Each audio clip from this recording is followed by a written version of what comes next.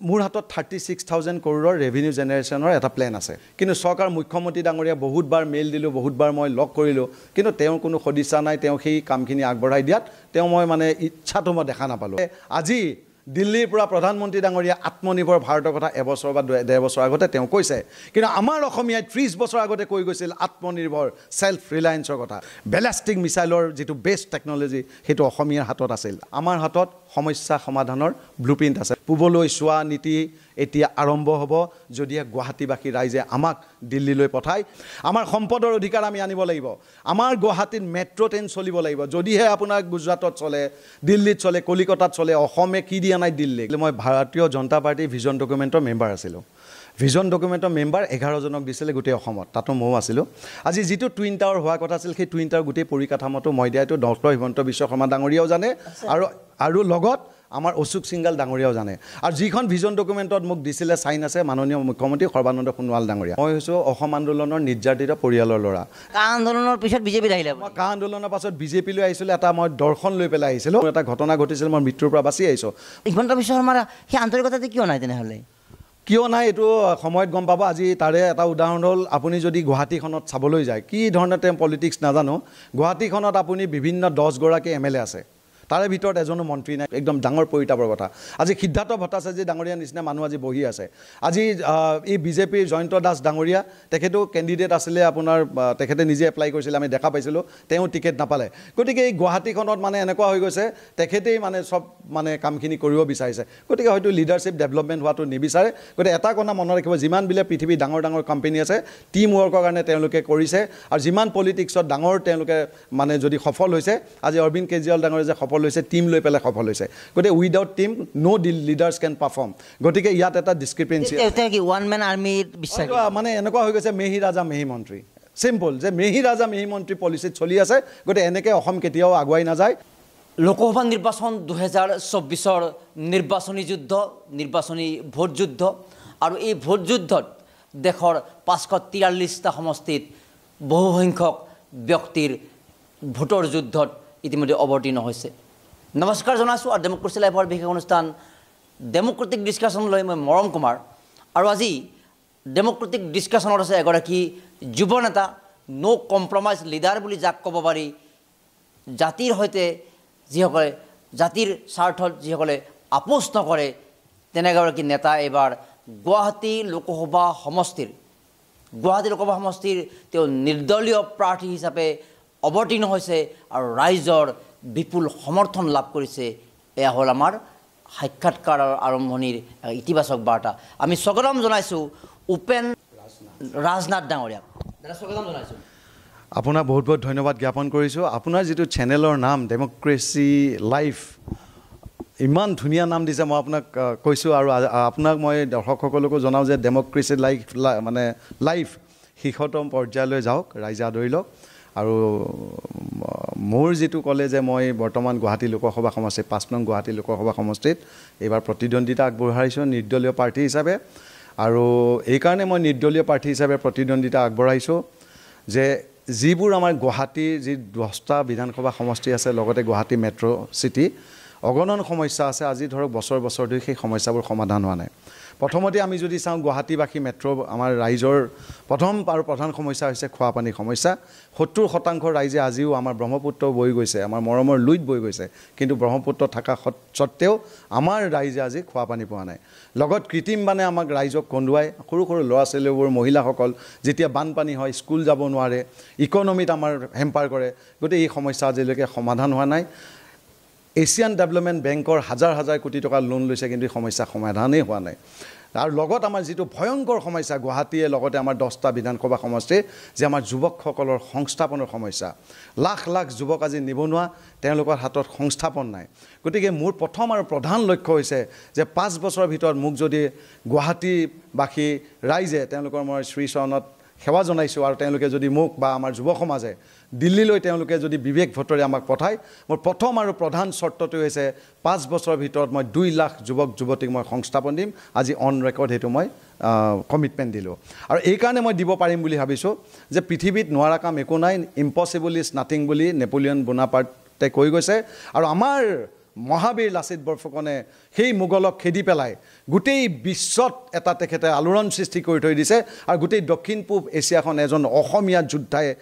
ৰখাই থৈ গ'ল গতিকে সেই যোদ্ধাৰ সেই বীৰ লাচিতৰ সেই আমাৰ বীৰ চিলাৰাইৰ যি শক্তি সেই শক্তিৰ আমি প্ৰেৰণালৈ ওলাই আহিছোঁ আৰু এগৰাকী খুব মোৰ প্ৰেৰণাৰ মানে প্ৰতীক তেখেত হ'ল পৰাগ কুমাৰ দাস ডাঙৰীয়া যিগৰাকী পৰাগ কুমাৰ দাস ডাঙৰীয়াই অসমৰ আমাৰ যি অধিকাৰ সম্পদৰ অধিকাৰ আমাৰ মানে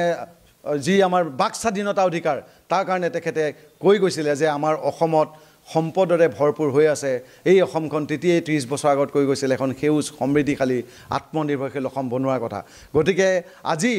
দিল্লীৰ পৰা প্ৰধানমন্ত্ৰী ডাঙৰীয়া আত্মনিৰ্ভৰ ভাৰতৰ কথা এবছৰ বা 1.5 বছৰ আগতে তেওঁ কৈছে কিন্তু আমাৰ অসমীয়াই 30 বছৰ আগতে কৈ গৈছিল আত্মনিৰ্ভৰ সেলফ ৰিলায়েন্সৰ কথা গতিকে অসমীয়া জাতিয়ে যি চিন্তা কৰে সেই চিন্তা দিল্লীয়ে 20 বছৰ পাছত চিন্তা কৰে তাৰ আৰু এটা উদাহৰণ হ'ল লুক ইষ্ট পলিচি পৰাগ দাই কৈছিল পূবলৈ চোৱা নীতি গতিকে পূবলৈ চোৱা নীতি গৈ লুক ইষ্ট পলিচি হ'ল গতিকে এই অসম আমাৰ শৌৰ্য বীৰ্য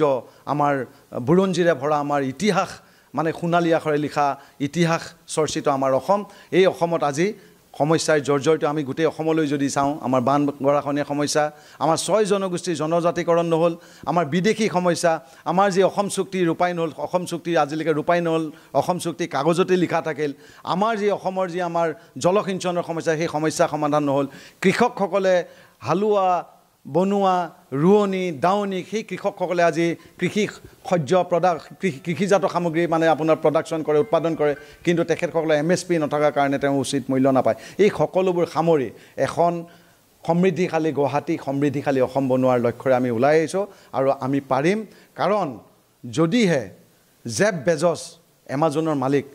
প্ৰথমতে তেখেতে এটা গেৰেজৰ পৰা আৰম্ভ কৰিছিল এমাজন আজি বিশ্ববিখ্যাত কোম্পানী হৈ গ'ল তেওঁ আজি 12 পৰা 15 লাখ কোটি টকাৰ মালিক হৈ গ'ল ফেচবুকৰ মালিক মাৰ্ক জুকাৰবাৰ্গ তেখেতেও গেৰেজত ষ্টাৰ্ট কৰিছিল আজি ফেচবুকৰ মালিক মাৰ্ক জুকাৰবাৰ্গ বিশ্বৰ ধনী ব্যক্তি হৈ গ'ল ইলন মাস্ক আজি স্পেচ ট্ৰেভেলৰ কথা কৈছে তেখেতে আজি বেলেগ গ্ৰহত মাটি লোৱাৰ কথা কৈছে এইটো পচিবল তেখেতে কৈছে আজি আমি যি পলিউশ্যনক কণ্ট্ৰলৰ কাৰণে তেখেতে যি আপোনাৰ ইলেক্ট্ৰিক কাৰ আনি আছে এটা বিশ্বত ৰিভলিউশ্যন আনিছে গতিকে এজন ব্যক্তিয়ে যদি পৃথিৱী কঁপাব পাৰে আমি অসমীয়া জাতিয়ে ইমান আমাৰ প্ৰেৰণাদায়ক আমাৰ নেতা থকাৰ পাছতো আমি যে আগুৱাই যাব পাৰিম সেই লক্ষ্য উদ্দেশ্যলৈ মই ওলাই আহিছোঁ মৰম কুমাৰ ডাঙৰীয়া অতি সুন্দৰ এটা কথা ভাল লাগিছে আপোনাৰ যিটো ষ্টাডি মানে আমাৰ ৰাজনীতিকসকলৰ ষ্টাডি কম থাকে বুলি বহুত সময়ত কোৱা হয় কিন্তু আপোনাৰ কথাৰ প্ৰশ্নৰ উত্তৰত যিখিনি কথা কৈছে এই কথাই প্ৰমাণ কৰিছে আপুনি এগৰাকী অধ্যয়নশীল আৰু ডাটা বেছড এগৰাকী লিডাৰ আচ্ছা লোকসভা নিৰ্বাচন আৰু নিৰ্দলীয় প্ৰাৰ্থিত্ব অকণমান নিমিলা অংক যেন লাগে কথাটো অলপ বুজাই দিব নেকি ধন্যবাদ মৰম কুমাৰ ডাঙৰীয়া প্ৰথম কথা হ'ল মই বিভিন্ন মানে টেলিভিশ্যন টক শ্ব' বা আপোনাৰ বিভিন্ন ধৰণৰ আমাৰ ডেকা যুৱক চামক লৈ পেলাই তেওঁলোকে আপোনাৰ কৰে টেলিভিশ্যন প্ৰগ্ৰাম কৰে তাত মই ডেকাসকলৰ বা আমাৰ যুৱতীসকলৰ তেওঁলোকৰ মনৰ ভাৱটো যিটো পালছটো বুজি পাইছোঁ তেওঁলোকক প্ৰাৰ্থী লাগে তেওঁলোকক কোনো পাৰ্টি নালাগে আজি হেমবৰীয়া ছাৰ যে আমাৰ যে গুৱাহাটীৰ সাংসদ যিয়ে দিল্লীৰ সাংসদ কপাইছিল যিগৰাকী সাংসদক লৈ আমি গৌৰৱ কৰোঁ যিয়ে আপোনাৰ জৱাহৰলাল নেহৰু তেতিয়াৰ প্ৰধানমন্ত্ৰী জৱাহৰলাল নেহৰু ডাঙৰীয়া ভয় খাইছিল গতিকে আজি যদি মই প্ৰশ্ন কৰোঁ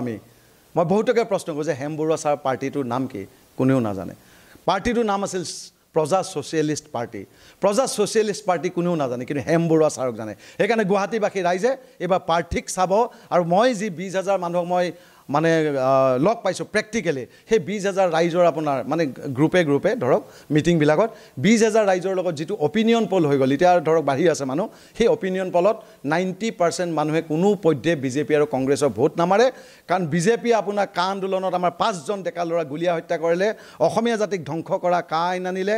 আমাৰ ছেম ষ্টেফৰ্ড আপোনাৰ চেনেলৰ ওচৰতে ছেম ষ্টেফৰ্ডৰ ঘৰ আজি মই ছেম ষ্টেফৰ্ডৰ পৰিয়াললৈ মই শ্ৰদ্ধাঞ্জলি জ্ঞাপন কৰিছোঁ আব্দুল হালিম দ্বিজেন্দ্ৰ পাংগিং দীপাঞ্জল দাস ঈশ্বৰ নায়ক 5জন আমাৰ সফল ডেকাক গুলিয়াই মাৰিলে আমাক কাখন আমাক জাপি দিলে আৰু আজি বিজেপিয়ে কৈ আছে যে তৃতীয়বাৰৰ কাৰণে মাননীয় নৰেন্দ্ৰ মোদী ডাঙৰীয়াক প্ৰধানমন্ত্ৰী বনাব লাগে অসমে কি কাৰণে অসমীয়া জাতিয়ে অসমীয়ে কিহৰ কাৰণে নৰেন্দ্ৰ মোদী ডাঙৰীয়া প্ৰাইম মিনিষ্টাৰ বনাব লাগে আজি মই প্ৰশ্ন কৰিছোঁ যিগৰাকী প্ৰধানমন্ত্ৰী ডাঙৰীয়া থাকোঁতে যিগৰাকী অসমৰ মুখ্যমন্ত্ৰী সৰ্বানন্দ সোণোৱাল ডাঙৰীয়া থাকোঁতে যিগৰাকী আচুৰ নেতা আছিল আমাৰ 5জন ডেকা ল'ৰা গুলিয়াই মাৰিলে সেইজন প্ৰধানমন্ত্ৰী অসমে কেতিয়াও নবনায় আৰু কংগ্ৰেছৰ কথা কৈছোঁ কংগ্ৰেছৰ দিনত হিতেশ্বৰ শইকীয়াৰ দিনত হাজাৰ যুৱকক গুলিয়াই হত্যা কৰিছিলে তেওঁলোকৰ পথটো ভুল হ'ব পাৰে কিন্তু হাজাৰ হাজাৰ ডেকা ল'ৰা গুলিয়াই মাৰিলে আজি সেই ৰাজু বৰুৱা ভনীমাই দত্তলৈ আমাৰ মনত পৰে তেওঁলোকৰ যৌৱন ধ্বংস কৰি দিছিলে গতিকে আজি অসমীয়া জাতিয়ে সেই দিনবোৰ মনত আছে কিন্তু ভয়তে বহুতে নকয় পৰাগ দাৰ দৰে যিগৰাকী এদিন নোবেল এৱাৰ্ড পোৱাৰ যোগ্যতা আছিল সেই পৰাগ দাস ডাঙৰীয়াক হত্যা কৰা হ'ল গতিকে আজি অসমীয়া জাতি জাগিব ৰৈছে আমাৰ অসমত প্ৰাকৃতিক সম্পদৰে ভৰপূৰ হৈছে কিন্তু আজি ৩০-৩৫ লাখ মানুহক দুটকীয়া চাউল খুৱাই পেলাই ব্ৰিটিছে যেনেকৈ কানি খুৱাইছিল অসমীয়া জাতিটোক দবাই থৈ দিছে কিন্তু হাতীক যেনেকৈ মাউতে দবাই থৈ দিয়ে সেই হাতী আজি জাগিছে সেই হাতী জাগিছে আজি আপোনাক মই চেনেলৰ জৰিয়তে কৈছোঁ অসমীয়া জাতি ইমান শক্তিশালী জাতি আজি যদি আপুনি জাপানলৈ চাই আজি যদি ৰাছিয়ালৈ চাই তেওঁলোকৰ যিটো বেলেষ্টিক মিছাইলৰ যিটো শক্তি দেখাই আছে আজি আপোনাৰ চেনেলৰ মই দৰ্শকসকলক আমাৰ ভাই ভনীসকলক মই জনাইছোঁ বেলেষ্টিক মিছাইলৰ যিটো বেষ্ট টেকন'লজি সেইটো অসমীয়াৰ হাতত আছিল আজিও আছে সেইটো হৈছে বৰটোপ মোগলৰ যুদ্ধৰ সময়ত যিটো বৰটোপ ইউজ কৰিছিল সেই বৰটোপৰ বেষ্টটোৱে গৈ পেলাই বেলেষ্টিক মিছাইল হ'ল তেতিয়াহ'লে বেলেষ্টিক মিছাইল বনোৱা জাতি কোন অসমীয়া জাতি হয় প্ৰথম চাইনাত বনাইছিলে অসমীয়া জাতিয়ে দ্বিতীয়তে আপোনাৰ এই বৰটোপ বনাইছিল গতিকে মই কৈছোঁ যে অসমীয়া জাতি বহুত ওপৰৰ বহুত শক্তিশালী জাতি এই জাতিক মোগলে আমাক আক্ৰমণ কৰিছিল কিন্তু আমাৰ কোনো মন্দিৰত তেওঁলোকে নামঘৰত হাত দিব পৰা নাছিল হয়তো আপোনাৰ ৰাম মন্দিৰ আজি বনিছে তাতে আপোনাৰ ৰাম মন্দিৰ আছিলে তাৰপিছত বাবৰি মছজিদ বনালে কিন্তু আমাৰ অসমত মোগলে আঙুলি টুৱাই কথা ক'ব পৰা নাছিল অসমীয়া জাতিক তেওঁলোকে মানে আক্ৰমণ কৰিছিল কিন্তু দখল কৰিব নোৱাৰিছিল সেই অসমীয়া জাতি আজি জাগিবৰ হৈছে নতুনকৈ চিন্তা চৰ্চা কৰাৰ সময় আহিছে আজি মই ওলাই আহিছোঁ যুৱ প্ৰজন্মৰ প্ৰেৰণাৰ কাৰণে আৰু 10জন ওলাই আহক আৰু 10জন সাংসদৰ কাৰণে ওলাই আহক নতুন প্ৰজন্ম ওলাই আহক ডাঙৰীয়া আজি মই ভাল কথা কওঁ যিবিলাক আপোনাৰ টপ স্কুলত পঢ়ি আছে ল'ৰা ছোৱালী ৰয়েল গ্লোবেল ডন বস্কো আপোনাৰ ফেকাল্টি মোৰ ল'ৰা আপোনাৰ তেওঁ এখন স্কুলৰ তেওঁ হেড বয় আছিলে খুব ডাঙৰ স্কুলৰ তেওঁলোকৰ যিটো মানে মাইণ্ডছেট ইমান ধুনীয়া মাইণ্ডছেট এনেকুৱা এটা মানে প্ৰজন্ম ডাঙৰীয়া আহি আছে অসমীয়া জাতিক তেওঁলোকে এনেকুৱা উচ্চতম শিখৰলৈ লৈ যাব আজি সেই ল'ৰা ছোৱালীবিলাকে আমাৰ কথাত প্ৰেৰণা পাই পেলাই তেওঁলোকে ওলাই আহিছে গতিকে আজি নতুন প্ৰজন্মক লৈ আমি গৌৰৱ কৰোঁ নতুন প্ৰজন্মই আজি চিন্তা কৰিছে আজি এই চেগতে মই কওঁ যে অসমতে আছিল IPS অফিচাৰ আনন্দ মিশ্ৰ ডাঙৰীয়া তেখেতে কোনো দলৰ পৰা প্ৰতিনিধিত্ব কৰা নাই তেওঁ আজি নিৰ্দলীয় প্ৰাৰ্থী হিচাপে বিহাৰৰ পৰা প্ৰতিদ্বন্দ্বিতা কৰিছে মই আজি তেখেতকো শুভকামনা জ্ঞাপন কৰিছোঁ আৰু বিহাৰবাসী ৰাইজ ইয়াতো আছে বিহাৰৰ ৰাইজ আনন্দ মিশ্ৰ ডাঙৰীয়া তাতে জিকাব লাগে আৰু আমাকো গুৱাহাটীবাসী ৰাইজে আগুৱাই দিব লাগে এইকাৰণে আগুৱাই দিব লাগে আমাৰ হাতত সমস্যা সমাধানৰ ব্লুপ্ৰিণ্ট আছে মই তাৰে দুটামান উদাহৰণ দিওঁ প্ৰথম হ'ল গুৱাহাটীত আমি 2 লাখ যুৱক যুৱতী কেনেকৈ সংস্থাপন দিম আপোনাৰ যিটো গুজৰাটৰ আমুল কোম্পানী তাতে 38 লাখ পৰিয়ালে সংস্থাপন পাইছে 38 লাখ ডাঙৰীয়া এটা কোঅপাৰেটিভ ছ'চাইটিয়ে গতিকে 2 লাখ কি মই 10 লাখকো সংস্থাপন দিব পাৰে এমাজনত ভাৰতবৰ্ষত 10 লাখ পৰিয়ালক সংস্থাপন দিছে এমাজন কোম্পানীয়ে গতিকে আমি তেনেকুৱা চিন্তা চৰ্চাৰে তেনেকুৱা টেকন'লজি আমি অসম আগুৱাই লৈ যাব লাগিব আজি হংকংখন সৰু এটুকুৰ ঠাই চাইনাৰে পাৰ্ট হয় কিন্তু হংকঙৰ নিজৰ কাৰেঞ্চি আছে হংকঙে আজি বিশ্ব দৰবাৰত তেওঁলোকে ইকনমিত দপদপাই আছে এছিয়াৰ 5খন যদি আপুনি টাইগাৰ কাণ্ট্ৰি বুলি যদি চাবলৈ যায় হংকং আছে টাইৱান আছে গতিকে সেই সৰু সৰু দেশবিলাকে কপাই আছে অসমত হংকঙতকৈও বেছি আমাৰ সম্পদ আছে মানৱ সম্পদ আছে গতিকে আমি বহুত ওপৰলৈ যাব পাৰিম গতিকে মই এটা কথা আৰু জনাব বিচাৰিছোঁ যে অসমত আমি কি ইকনমি কৰিম অসমত আমি এক্সপৰ্ট বেছ ইকনমি কৰিম এক্সপৰ্ট বেছ ইকনমিটো কি যোৱা যদি 21-22 আপুনি যদি গুজৰাটৰ যদি তেওঁলোকৰ এক্সপৰ্ট ডেটাটো চাব যায় তেওঁলোকে 12 লাখ কোটি টকা এক্সপৰ্ট কৰিছে গুজৰাটে প্ৰধানমন্ত্ৰী ডাঙৰীয়া সেইটো এডভান্টেজ লৈছে কিন্তু সেইখিনি আমাক মাহিৰাই চকুৰে অসমক চোৱাৰ কাৰণে আমাৰ সেইখিনি আগবঢ়া নাই আমাৰ মাত্ৰ 800 নে 900 কোটি টকা এক্সপৰ্ট হৈছে গতিকে 12 লাখ কোটি টকাৰ যদি আমি 40% যদি এক্সপৰ্ট যদি আমি অসমত কৰোঁ আমাৰ গোটেই বাউণ্ডেৰীটো গোটেই দেশেৰে আপোনাৰ কানেক্টেড হৈ আছে আপোনাৰ বাংলাদেশ আছে ম্যানমাৰ আছে ভূটান আছে চাইনা আছে দক্ষিণ পূব এছিয়াৰ দেশবোৰ আছে পৰাগদাই কৈ গৈছিল পূবলৈ চোৱা নীতি এতিয়া আৰম্ভ হ'ব যদিহে গুৱাহাটীবাসী ৰাইজে আমাক দিল্লীলৈ পঠায় দিল্লীৰ টেবুলত ভুকিয়াই মোৰ ইমানখিনি মানে মোৰ বিশ্বাস আছে দিল্লীৰ টেবুলত ভুকিয়াই আমি আমাৰ জাতিৰ যি সম্পদৰ অধিকাৰ আমাৰ স্পেচিয়েল ষ্টেটাছ লৈ গ'ল স্পেচিয়েল ষ্টেটাছ আমি ঘূৰাই নিব লাগিব আমাৰ সম্পদৰ অধিকাৰ আমি আনিব লাগিব আমাৰ গুৱাহাটীত মেট্ৰ' ট্ৰেইন চলিব লাগিব যদিহে আপোনাৰ গুজৰাটত চলে দিল্লীত চলে কলিকতাত চলে অসমে কি দিয়া নাই দিল্লী গতিকে মেট্ৰ' ট্ৰেইন আনিম আজি প্ৰশ্ন আহে যে মেট্ৰ' ট্ৰেইনৰ ফিজিবিলিটি আছে নেকি ইয়াছ আছে মেট্ৰ' ট্ৰেইন গুৱাহাটীৰ ভিতৰত নচলিলেও গোৱালপাৰাৰ পৰা গৈ লৈ আপোনাৰ জাগিৰোডলৈকে আমি মেট্ৰ' ট্ৰেইনৰ কানেক্টিভিটিৰ কথা সেই বেলটোত আমি মানে চিন্তা কৰিছোঁ সেই বেলটোত যেতিয়া মেট্ৰ' ট্ৰেইন আহিব হাজাৰ হাজাৰ ল'ৰা ছোৱালীয়ে সংস্থাপন পাব নতুন ইকনমি এটা গঢ় লৈ উঠিব লগত যিটো মই এক্সপৰ্ট বেছ ইকনমিৰ কথা কৈছোঁ যদি আমি 4 লাখ কোটি টকা আমি এক্সপৰ্ট কৰোঁ প্ৰায় আপোনাৰ 1.5 লাখ ল'ৰা ছোৱালীয়ে তাতো সংস্থাপন পাব গতিকে নতুন ইকনমি নতুন চিন্তা আৰু এইখিনি কৰিবৰ কাৰণে গোটেই মাৰ্কেটটো অৰ্গেনাইজ কৰিবৰ কাৰণে ডাঙৰীয়া মই অলৰেডি এটা ভাল প্ৰজেক্ট এটা অলৰেডি কথা পাতিছোঁ আহিব তেওঁলোক সেইটো হ'ল ৱৰ্ল্ড ট্ৰেড চেণ্টাৰ গুৱাহাটীলৈ ৱৰ্ল্ড ট্ৰেড চেণ্টাৰ আনাৰ কাম চলিছে গুৱাহাটীত ৱৰ্ল্ড ট্ৰেড চেণ্টাৰ হ'ব ৰাইজে মোক দিল্লীলৈ নপঠিয়াই ৰাইজৰ আশীৰ্বাদে মোক সেইখিনি প্ৰমাণ কৰিব ৰাইজে মোক মৰম দিব বুলি মোৰ বিশ্বাস আছে কিন্তু ৱৰ্ল্ড ট্ৰেড চেণ্টাৰ গুৱাহাটীত মই স্থাপন কৰিমেই আৰু 2 নম্বৰ কথা ৱৰ্ল্ড ট্ৰেড চেণ্টাৰ অনাৰ লগে লগে কি হ'ব এই যে আমাৰ কৃষকসকলে যে আমাৰ উৎপাদন কৰে সেই উৎপাদিত সামগ্ৰীবোৰ আমি এক্সপৰ্ট কৰিম আৰু আমাৰ যিবিলাক ৰিচোৰ্চ আছে যেনেকৈ ক্ৰুইড অইল আছে ক্ৰুইড অইলৰ জৰিয়তে আমি পেট্ৰকেমিকেল প্ৰডাক্ট ফাৰ্মাচিউটিকেল প্ৰডাক্ট এইবিলাক ইয়াত মেনুফেকচাৰিং কৰি আমি এটা এক্সপৰ্ট হাব গুৱাহাটীখনক বনাম সেই এক্সপৰ্ট হাব বনোৱাৰ লগে লগে আমাৰ 10টা সমষ্টি যি বিধানসভা আছে সকলো ল'ৰা ছোৱালীয়ে সংস্থাপন পাবলৈ সক্ষম হ'ব আৰু এই গোটেই ইকনমিৰ যিটো আপোনাৰ ডেভেলপমেণ্টৰ যি পৰিসৰ এইটো সমগ্ৰ অসমলৈ গুচি যাব ডাঙৰীয়া সংবাদ মাধ্যম হিচাপে আমি কাৰো পক্ষত লৈ কথা ক'ব নালাগে কিন্তু এটা কথা মই অন কেমেৰা ক'বলৈ বাধ্য যে অসমতো বাদেই দিয়ক ভাৰতবৰ্ষতে ইমান তথ্য কৰি ইমান স্পীড ফ্লুৱেণ্টত কথা কোৱা মানুহ কম ওলাব মই আপোনাৰ ইয়াৰ বাবে আপুনি ভোটত কিমান ভোট পায় কেনেকৈ প্ৰচাৰ কৰিছে পিছৰ কথা কিন্তু এজন অসমীয়া হিচাপে আপোনাৰ যিটো কণ্ঠ দেখা পালোঁ মই এইটো আপোনাক মই মুগ্ধ আচলতে এতিয়া কথা হ'ল ভোটৰ কথাটো মেথমেটিক্স কিমান ভোট পাব ক'ত জনগোষ্ঠী কি পাব কিন্তু মেথমেটিক্সৰ লগত এটা কেমেষ্ট্ৰিও থাকে যে লিডাৰগৰাকীৰ লগত পাব্লিকৰ যিটো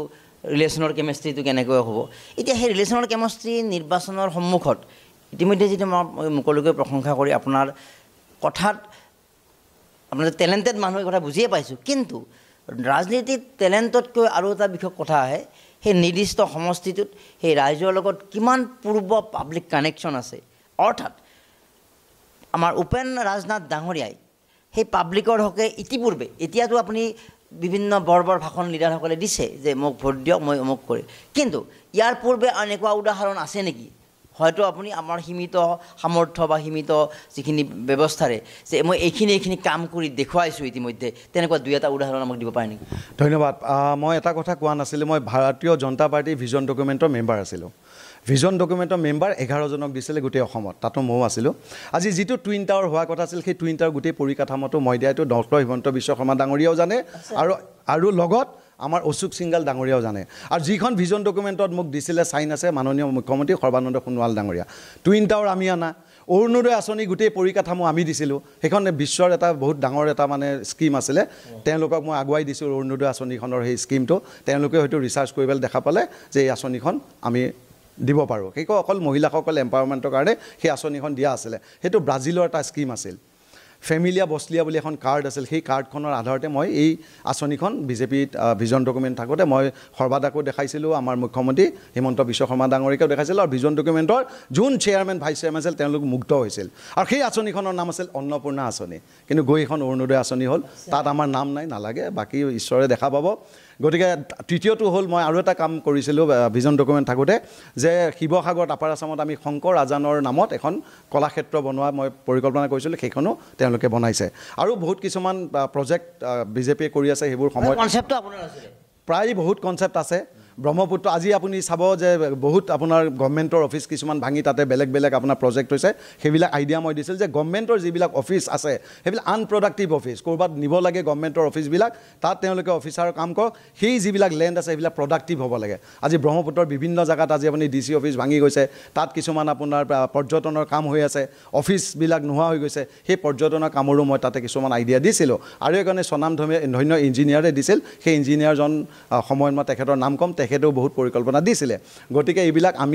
মই কৈছোঁ নহয় দিল্লীয়ে বহুত পাছত চিন্তা কৰে অসমে বহুত আগত চিন্তা কৰে গতিকে মই ৰাইজক এইটোৱে জনাব বিচাৰিছোঁ যে মোৰ ফুল কনফিডেঞ্চ আছে যিহেতু মই কৰ্পৰেট ছেক্টৰত কাম কৰিছোঁ টাটা গ্ৰুপৰ মই এৰিয়া মেনেজাৰ আছিলোঁ মই এটা বেংকৰ ব্ৰাঞ্চ মেনেজাৰ আছিলোঁ মোৰ লগৰ লৈ আজি 4 লাখ 5 লাখ দৰমহা পায় গতিকে সেইবিলাক আমি কাম বাদ দি আজি জাতিটোৰ কাৰণে কিবা এটা কৰিব আহিছোঁ এইকাৰণে আহিছোঁ যাতে আমাৰ এই জাতিৰ মোৰ যিটো দায়িত্ব যে মোৰ তাত ভগৱানে কিছুমান চিন্তা দিছে বা কৰিব পৰা শক্তি দিছে এইখিনি পাৰিম আৰু জাতিক আমি আগুৱাই লৈ যাম কাৰণে মই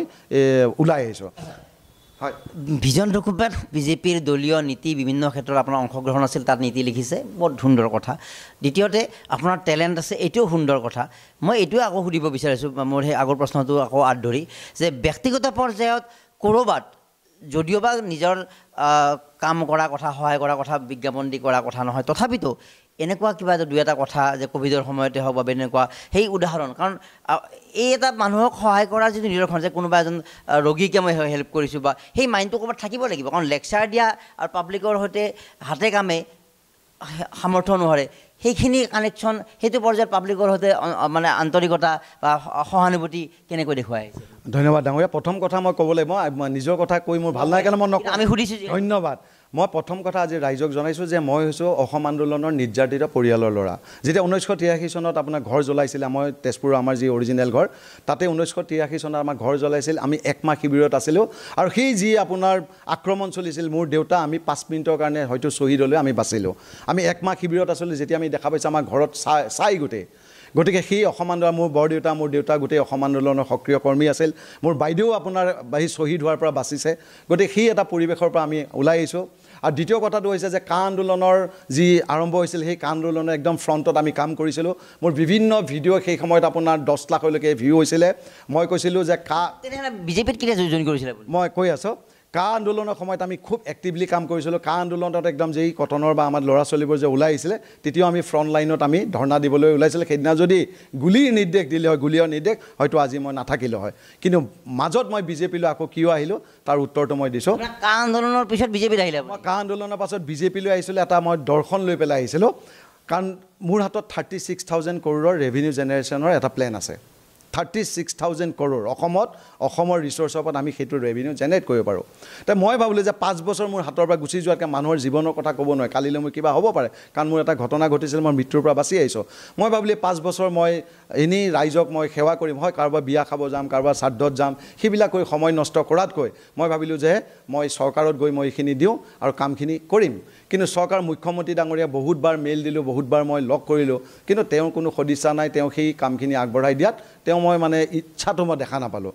গতিকে মই সেইকাৰণে ভাবিলোঁ যে মই সেই 36,000 কৰোৰৰ যদি কাম আমি 10,000 কোটি টকাও যদি আমি ৰেভিনিউ জেনেৰেট কৰিব পাৰোঁ আমাৰ সেই চিন্তাত তাতে লাখ লাখ ল'ৰা ছোৱালীয়ে সংস্থাপন পাব আৰু অসম এক মিনিট বুজি পাইছোঁ তেওঁতো ভাষণত কৈ আছে এইকেইদিন যে ভাৰতবৰ্ষৰ বেলেগ শ্ৰেষ্ঠ ৰাজ্য হ'ব আগতে 5খন ৰাজ্যৰ এখন বুলি কৈছিলে সেইদিনা ভাষণত ক'লে যে আমি ভাৰতবৰ্ষৰ শ্ৰেষ্ঠ ৰাজ্য হ'ম ইতিমধ্যে ইমান যে বিৰোধী দলবিলাকে এনে মিছা আমাক সমালোচনা কৰি আছে আপুনি যে বিৰোধী দল বাদ দিয়ক তেওঁলোকৰ দলত থকা মানুহ আছিলে তো হিমন্ত বিশ্ব শৰ্মাৰ সেই আন্তৰিকতাটো কিয় নাই তেনেহ'লে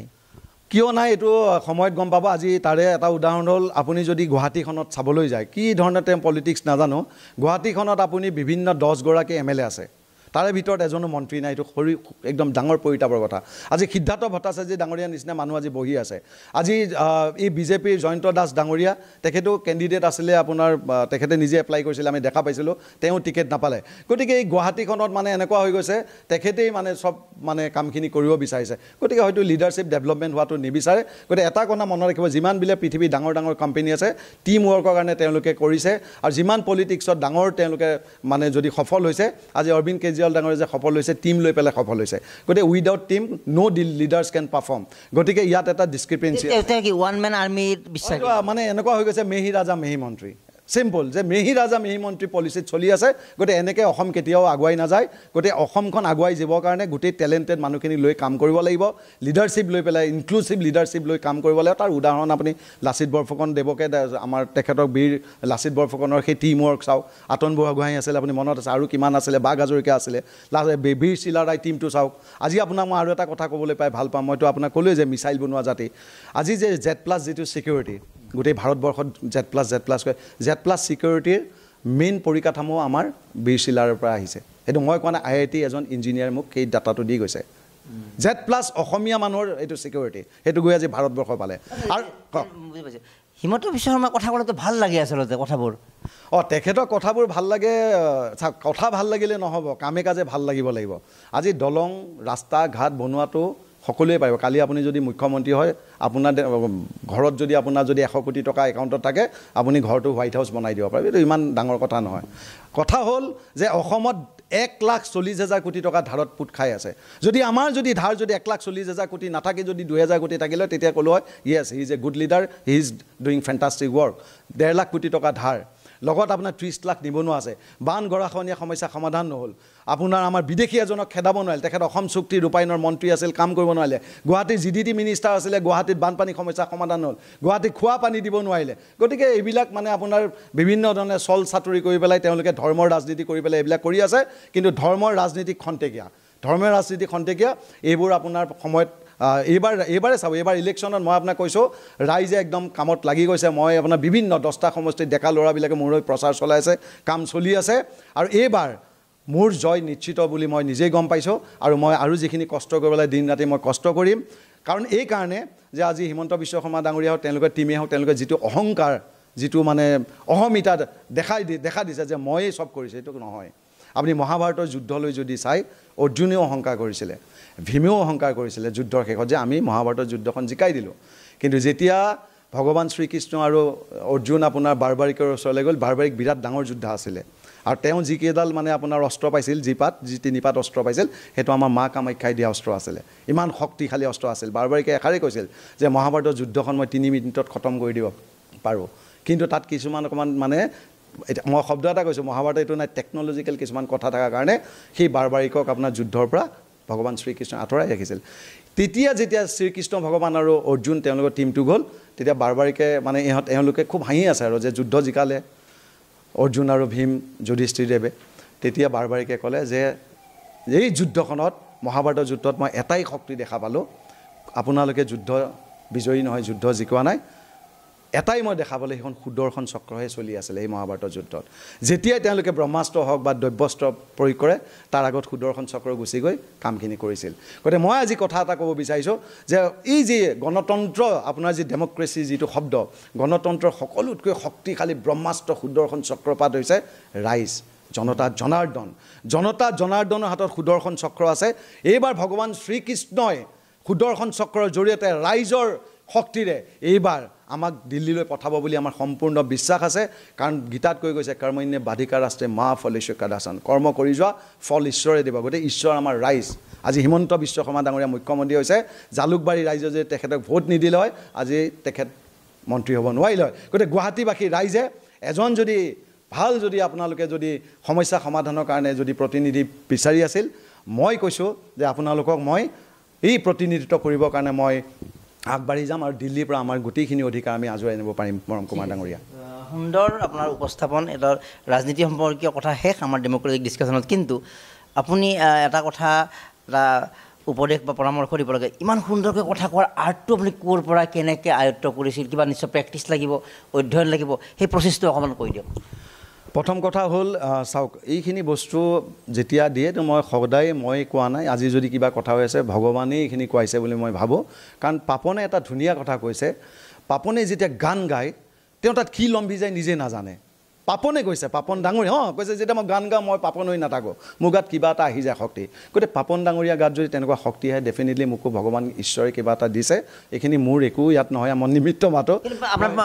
আমি গম পাইছোঁ আপোনাৰ প্ৰণালীবদ্ধ অধ্যয়ন আছে আপুনি গম পায় কাৰণ মহাভাৰতৰ কথাৰ পৰা ক'ৰ কথাৰ পৰা আপুনি চব হংকঙৰ অৰ্থনীতিৰ পৰা চব কথা কৈ দিছে আপুনি হয় মই অকণমান মানে ৰিচাৰ্চ কৰিছোঁ যথেষ্টখিনি মই ৰিচাৰ্চ কৰিছোঁ আৰু অধ্যয়নৰ বিষয়ে অলপ ক'ব পাৰি নেকি কোন মহাবিদ্যালয় বা চাওক মই এটা কথা কওঁ যে এৰোপ্লেনখন যে আমি যে পাইছোঁ এৰোপ্লেনখন আৱিষ্কাৰ কৰিছিলে ৰাইট ব্ৰাদাৰ্ছ তেওঁলোক চাইকেল মেকানিক আছিল আজি যে থমাছ আলভা এডিশ্যনে যে আমাক লাইটটো দিছে লাইটটো 10,000 বাৰ চেষ্টা কৰাৰ পাছত আমি লাইটটো পাইছোঁ থমাছ আলভা এডিশ্যনৰ ফৰ্মেল এডুকেশ্যন নাছিল ৰাইট ব্ৰাদাৰ্ছ একেবাৰে অশিক্ষিত আছিল তেওঁলোকৰ কোনো ফৰ্মেল এডুকেশ্যন নাছিলে গতিকে মোৰ পঢ়া শুনা মই সাধাৰণ মই ভাৱে পঢ়িছোঁ মই তেজপুৰত পঢ়িছোঁ গ্ৰেজুৱেশ্যন লৈছোঁ আৰু কমাৰ্চৰ মোৰ ডিপ্ল'মা আছে আৰু মই MBA কৰিছিলোঁ মোৰ খালি কমপ্লিট হোৱা নাই অকণমান থাকি গ'ল অলপ পেপাৰ সেইটো মই আকৌ কমপ্লিট কৰিম আৰু গতিকে মই কৰ্পৰেট ছেক্টৰত কাম কৰিছোঁ যথেষ্টখিনি ইকনমিকেল যিকোনো আৰু বহুতখিনি চাওক প্ৰেক্টিকেল ফিল্ডত থাকিলে আপোনাৰ এজন ৰিক্সালৈও বহুত শিকিব পাৰে আজি যে আমাৰ আপোনাৰ বহুত টেকন'লজিকেল কিছুমান যে আপোনাৰ আৱিষ্কাৰ হৈ আছে আপুনি মেক্সিমাম চাব যিটো মটৰ যে আমাৰ আৱিষ্কাৰ হৈছে মটৰ আৱিষ্কাৰ কৰা সেই যিগৰাকী বিজ্ঞানী তেখেতৰ কোনো ফৰ্মেল এডুকেশ্যন নাছিল গতিকে পৃথিৱীৰ প্ৰায় তেনেকুৱা ধৰণৰ 10-15টামান আপোনাৰ একদম বিখ্যাত আৱিষ্কাৰ হৈছে তেওঁলোকৰ কোনো ফৰ্মেল এডুকেশ্যন নাছিল গতিকে মই কৈছোঁ যে সকলোৰে হাতত এইখিনি শক্তি আছে আৰু আজিকালি টেকন'লজিৰ যুগ ইণ্টাৰনেটৰ যুগ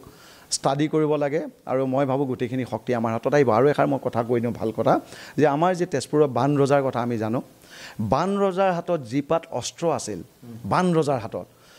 আজি যে আপুনি কেমিকেল উইপনৰ কথা যে আমি কৈ থাকোঁ সেই কেমিকেল উইপন পাত অসমীয়া জাতিৰ বান ৰজাই আৱিষ্কাৰ কৰা কেমিকেল উইপন সেইটো মই কোৱা নাই কনকক্ষেন ডেকা ছাৰে তেখেতৰ কিতাপত লিখি থৈ গৈছে গতিকে আপোনাৰ কেমিকেল উইপন অসমীয়া জাতি আৱিষ্কাৰ কৰিছে বেলেষ্টিং মিছাইলৰ বেছ অসমীয়া জাতিৰ হাতত আছে নতুন অৰ্থনীতি পূবলৈ চোৱা নীতি আমাৰ পৰাগদাই আমাক শিকাই থৈ গৈছে সেউজ সমৃদ্ধিশালী আত্মনিৰ্ভৰ হ'বলৈ সেল্ফ ৰিলায়েন্স যিটো সাউথ কোৰিয়াত পাব জাপানত পাব সেই শব্দটো লৈ পেলাই তেখেতে 25 বছৰ আগত আমাক কৈছে গতিকে এইবোৰ লৈ আমি আগবাঢ়িম আৰু আমাৰ কথাটো হৈছে যে সংঘবদ্ধভাৱে আমি আগবাঢ়িব লাগিব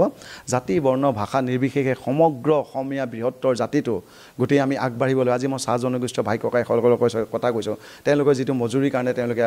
আজিও ধৰক আপোনাৰ তেওঁলোকে আন্দোলন কৰি আছে যিটো আজি কেৰালাত 450 টকা দি আছে অসমত কিয় দিয়া নাই আৰু সেইটো যে আপোনাৰ 450 টকাটো দিবৰ কাৰণে দিল্লীত গৈ টেবুল ফুকিয়াব নালাগে আজি মই কৈছোঁ চাহ জনগোষ্ঠীয় আমাৰ নেতাসকলে যদি চাই আছে মোৰ ডাঙৰীয়াসকলে সেই 450 টকা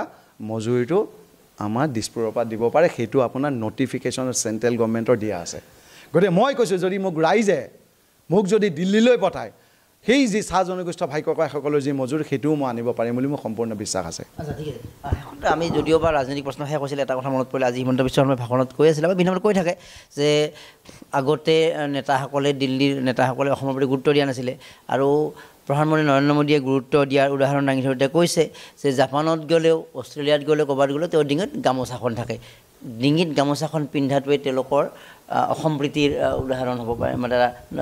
যিটো এক্সাম্পল বা কাৰ্যকৰীতা হ'ব পাৰে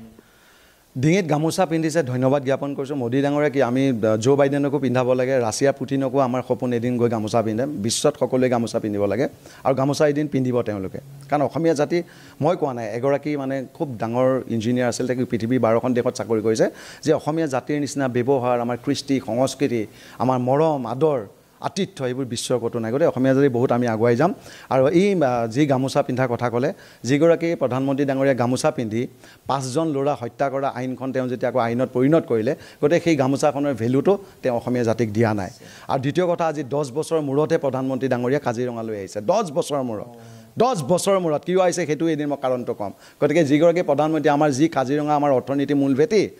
এতিয়ালৈকে 10 বাৰমান আহিব লাগিছিলে গতিকে তাতেই গম পায় অসম প্ৰীতিৰ কথা আৰু মই ক'লোঁ নহয় তেওঁলোকে বুলেট ট্ৰেইন আহমেদাবাদৰ পৰা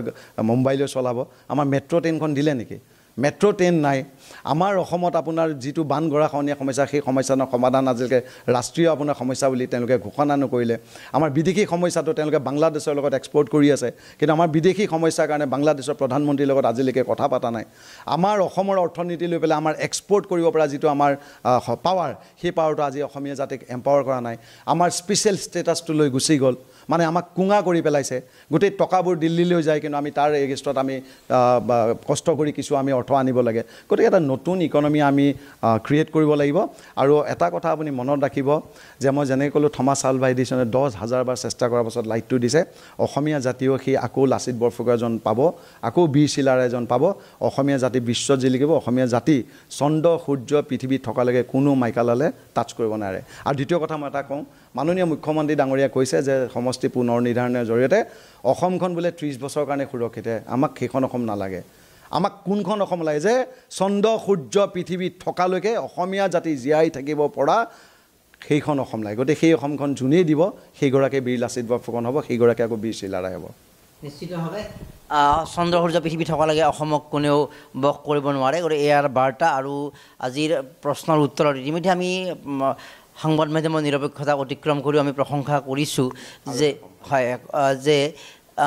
অসমটো বাদ দিয়া ভাৰতবৰ্ষতে ইমান ফ্লুৱেণ্টলি ইমান তথ্য সহকাৰে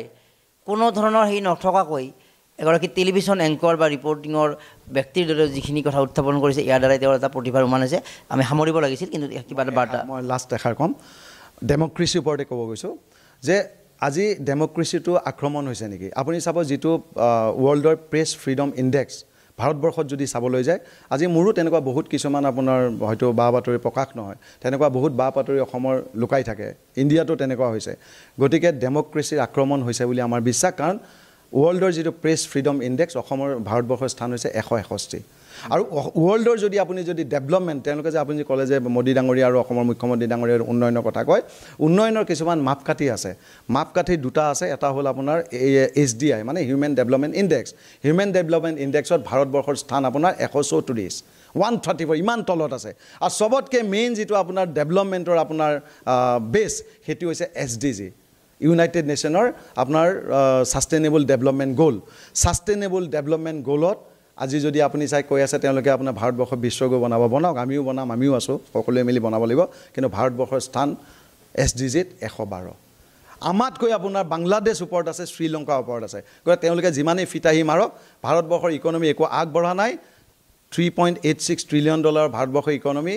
আগতে আপোনাৰ $3 trillion ইকনমি মনমোহন সিং ডাঙৰীয়া দিনত আছিল বিশেষ একো আগবঢ়া নাই তাৰ প্ৰথম উদাহৰণ হৈ গ'ল যে পাৰ কেপিটা ইনকামটো চাওক কাটাৰ নামৰ সৰু এখন দেশ তাত পাৰ কেপিটা ইনকাম হ'ল এজন মানুহৰ 2 কোটি টকা 1.5 পৰা 2 কোটি টকা আমাৰ পাৰ কেপিটা ইনকাম মাত্ৰ আপুনি চাব $2,000 মাত্ৰ বিশ্বৰ পঞ্চম বৃহত্তম অৰ্থনীতি বুলি ডাঙৰ হেডলাইন দিব ওলাই থাকে বিশ্বৰ প্ৰথম অৰ্থনীতি বুলি পঞ্চম অৰ্থনীতি বুলি তেওঁলোকে যিমানে হেডলাইন নামাৰক তেওঁলোকে 80 কোটি মানুহক দুটকীয়া চাউল খুৱাই আছে গতিকে ৰাছিয়াত আপোনাৰ 80 কোটি মানুহক দুটকীয়া চাউল মানে 80 কোটি মানুহে দৰিদ্ৰ সীমাৰেখাৰ তলত আছে আমেৰিকাত দুটকীয়া চাউল দি আছে নেকি জাপানত দি আছে নেকি গতিকে গোটেই এইবিলাক জুমলা বুলি কয় তেওঁলোকৰ মূৰ ভাষাত এইবিলাক মানুহক বুৰ্বক বনাই আছে এতিয়া আমাৰ মই যে ক'লো ডেকাচাম আহি আছে এনেকুৱা তেওঁলোকে ৰিচাৰ্চ কৰি আছে এই নবীন সূৰ্যসকলে অসম আৰু ভাৰতবৰ্ষত তেওঁলোকে আগুৱাই লৈ যাব আৰু এইবিলাক আপোনাৰ যিবিলাক তেওঁলোকে মিছা তথ্য দি আছে এইবিলাক মই ডেকা ল'ৰা ছোৱালীসকলক অধ্যয়ন কৰিব দিছোঁ অকণমান চাব যে আজি ধ্ৰুৱৰথী বুলি আপোনাক কৈছোঁ ধ্ৰুৱৰথী যিগৰাকী ইউটিউবাৰ গোটেই বিশ্বত ধ্ৰুৱৰথী তেখেতে আলুৰো নানিছে তেওঁ এই ডেমক্ৰেচিৰ ওপৰতে দিছে তেখেতে এটা মানে ভিডিঅ' মানে দিছিলে যে আপোনাৰ ধ্ৰুৱৰথীৰ যিটো ভিডিঅ' আপোনাৰ প্ৰায় 20 মিলিয়ন মানে 2 কোটিৰ ওপৰত গুচি গৈছে বিশ্বত খলকনি তুলিছে তেওঁ মানে আমাৰ ভাৰতবৰ্ষত হিটলাৰী শাসন হৈছে নেকি তাৰ ওপৰত ডিক্টেটৰশ্বিপত ভাৰত চলিছে নেকি তেওঁ তাৰ ওপৰত এনালাইচিছ কৰিছিল তাৰে মই এটা উদাহৰণ দিওঁ এই যিটো ইলেক্ট্ৰেল বণ্ডৰ যিটো ডাঙৰ স্কেম পৃথিৱীৰ ভিতৰত এইটো এটা বৃহৎ চান্দা কেলেংকাৰী আজি আমাৰ জাতীয় সংগঠনক আছু আমাৰ AJYCP কৃষক মুক্তি এইবিলাক আমাৰ জাতীয় সংগঠন যেতিয়া বিপদ আহে কা আন্দোলন তেওঁলোক ওলাই আহে যিকোনো সমস্যা তেওঁলোকে মাত দিয়ে জাতীয় সংগঠনে অকণমান দান বৰঙণি ল'লে বিজেপিৰ মানুহে কয় চান্দা পাৰ্টি কিন্তু আজি বিজেপি গোটেই পৃথিৱীৰ ভিতৰত বৃহত্তম চান্দা পাৰ্টি হিচাপে গোটেই বিশ্বত গম পাই গ'ল এইটো ধ্ৰুৱৰথী ডাঙৰীয়া মানে ইউটিউবতো গম পাইছে আৰু পেপাৰে পত্ৰই গম পাই গৈছে কিন্তু মই কৈছোঁ যে আমাৰ ডেকা চামে আমাৰ যুৱ সমাজে যদি 2 টকা 4 টকা বৰঙণি এইটো চান্দা পাৰ্টি বুলি তেওঁলোকক ইটিকিং কৰিব নালাগে তেওঁলোকো আমাৰ ডেকা সেই শিক্ষিত আজি আছুৰ অকল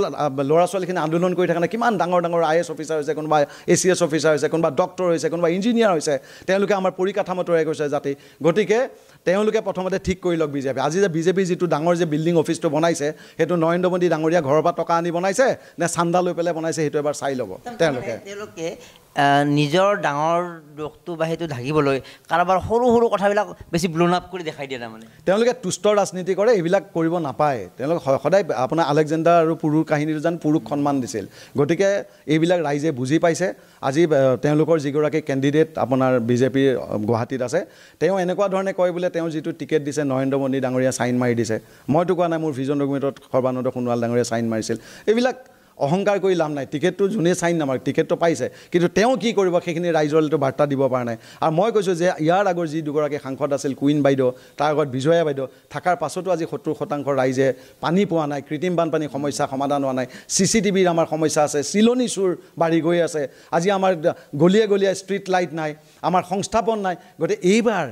গুৱাহাটীবাসী ৰাইজে আকৌ এগৰাকী কুইন বাইদেউক বিচৰা নাই এগৰাকী যুৱ নেতা বিচাৰিছে সেইকাৰণে মই ওলাই আহিছোঁ গতিকে ৰাইজে আমাক আদৰি ল'ব ডাঙৰীয়া নতুন অসমখন আমি বনাব লাগিব তাৰ আৰম্ভ যেনেকৈ কটনে চিন্তা কৰিলে পাছৰখিনি আমাৰ ৰাইজে চিন্তা কৰে গুৱাহাটীয়ে এনেকুৱা চিন্তা কৰিছে গুৱাহাটীবাসী ৰাইজে যদি নিৰ্দলীয় প্ৰাৰ্থী এগৰাকী এইবাৰ জিকাই দিয়ে এবাৰ মই কৈছোঁ দিল্লী কঁপি যাব ভাৰতবৰ্ষ কঁপি যাব কাৰণ গুৱাহাটী চিটটো সৰু চিট নহয় অসমীয়া জাতিয়ে যদি